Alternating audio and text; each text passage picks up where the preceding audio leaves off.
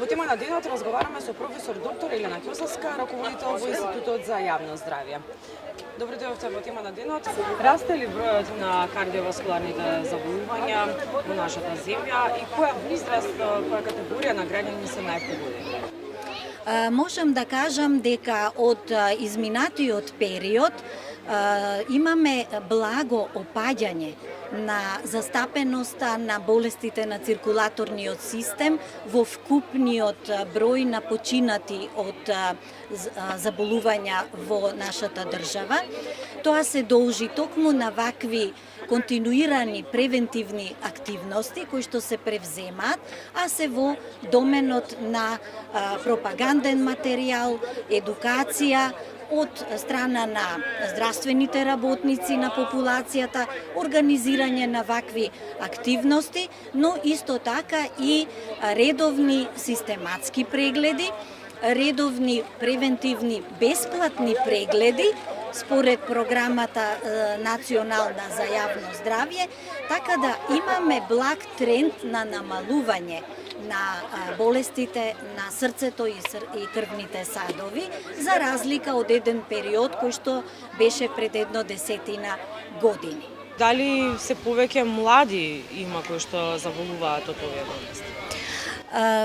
Морам да кажам дека најголемата смртност или најчестите заболувања се јавуваат во подоцнежната возраст, над 65 години, меѓутоа имаме и случаи кои што се евидентирани од официјалната морталитетна статистика, дека, например, во 2022 година, од 20 до 34 години, регистрирани се 9 смртни случаи од инфаркт на срцето и 3 смртни случаи од мозочен удар. При тоа, машкиот пол е почесто застапен од женскиот пол. Инаку, во вкупната морталитетна статистика, карактеристично е дека мажите почесто умираат од исхемични болести на срцето или акутен миокарден инфаркт, додека жените почесто починуваат од мозочен удар и други заболувања цереброваскуларни или заболувања на мозокот и крвните садови во мозокот. Кои се фактори влијаат и на што највеќе треба да внимаваат граѓаните за да се заштитат од овие болести? Значи, најчести ризик фактори кои што се констатирани и во светот, меѓутоа и во нашата држава, се хипертензијата, високиот крвен притисок, понатаму пушењето или употребата на тутун и тутунски производи, како и неправилната исхрана, која што пред се состои од поголема и консумација на масти и шеќери, но исто така и недозволено високи количини на алкохол, употреба на алкохол, како и стресот, кој што е ризик фактор, кој што повторно доаѓа од животниот стил, од несоодветните меѓучовечки односи и слично. За среќа, Светска здравствена организација има кажано дека 80% од заболувањата може да се превенираат доколку се применат препораките за здрав животен стил. Тоа подразбира правилна исхрана во однос на поголема употреба на овошјето и зеленчукот, понатаму од страна на местните производи, поголема употреба на рибата како извор на хранливи материи и на пилешкото месо, за разлика од свинското месо, јагнешкото или пак телешкото месо. Ние како здравствени работници исто така препорачуваме и да се внимава во употреба на солта во исхраната. Стандардните и дефинирани дневни количини на сол во исхраната треба да бидат до 5 грама дневно.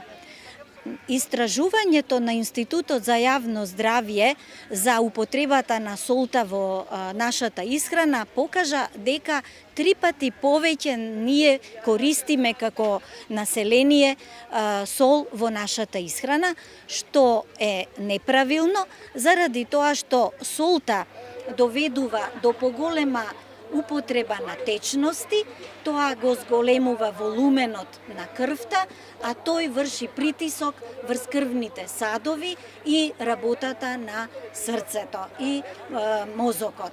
Затоа, кај лица кои што имаат поголема возраст, значи во повисоките возрасти над 65 години, физиолошки е дека нивните крвни садови се покрти, може да се развие и атеросклерозата, која што е уште еден ризик фактор, нели, за запушување на крвните садови, појава на акутен миокарден инфаркт.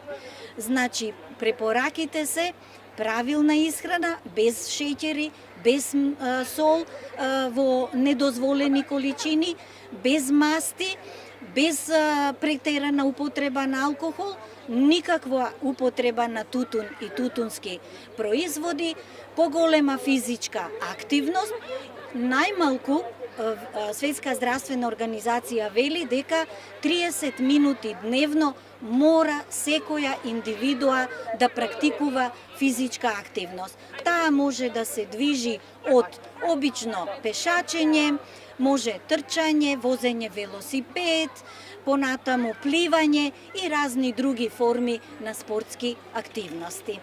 Колку е важно младите да внимаваат на употреба на брзата храна? Ги споменавте солите како нација дека употребуваме 3 пати повеќе од дозволените граници и колку требаме можеби да се упати порака до сите производители да внимаваат можеби на состојките кои што ги користат до крајниот производ кој што ние на крајот го конзумираме. Министерството за здравство во соработка со Светската здравствена организација минатата година подготви врз основа на совети од експерти од различни области акцијски план за намалување на употребата на солта во исхраната. Но во тој акцијски план, освен вакви мерки за примарна превенција и спречување на почеток на поголема употреба на солта во организмот, предвидени се и мерки да буквално сите фирми и организации кои што произведуваат храна да се придржуваат до препораките и на секој производ да има буквално назначено која количина на сол се наоѓа во производот. Колку е важно младите да обратат внимание и да ги прават редовно овие прегледи, дали преку овие прегледи може да се откријат евентуални заболувања на срцето? Да, значи дефинитивно нашите активности се однесуваат од најмала возраст, значи едукација во градинките, едукација во училиштата, понатаму во работните колективи, каде што младите нели се вработени. Во сите средини, впрочем, во кои што ние живееме, да се врши едукација и значајни се сите тие превентивни прегледи уште од најрана возраст да се прават.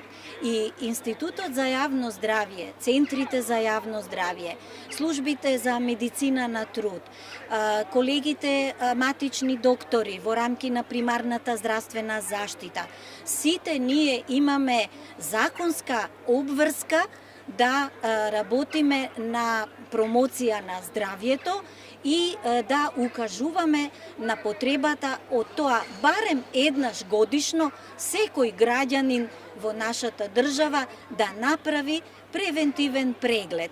кој што ќе се состои едноставно од мерење на крвниот притисок, понатаму мерење на нивото на шеќерот во крвта, холестеролот во крвта, понатаму доколку се види дека вредностите се поголеми, да биде под редовна контрола и стручен надзор, се со цел да не се развијат болестите на срцето и крвните садови. Ви благодарам за гостувањето во тема на денот. Ви благодарам и на вас на поканата.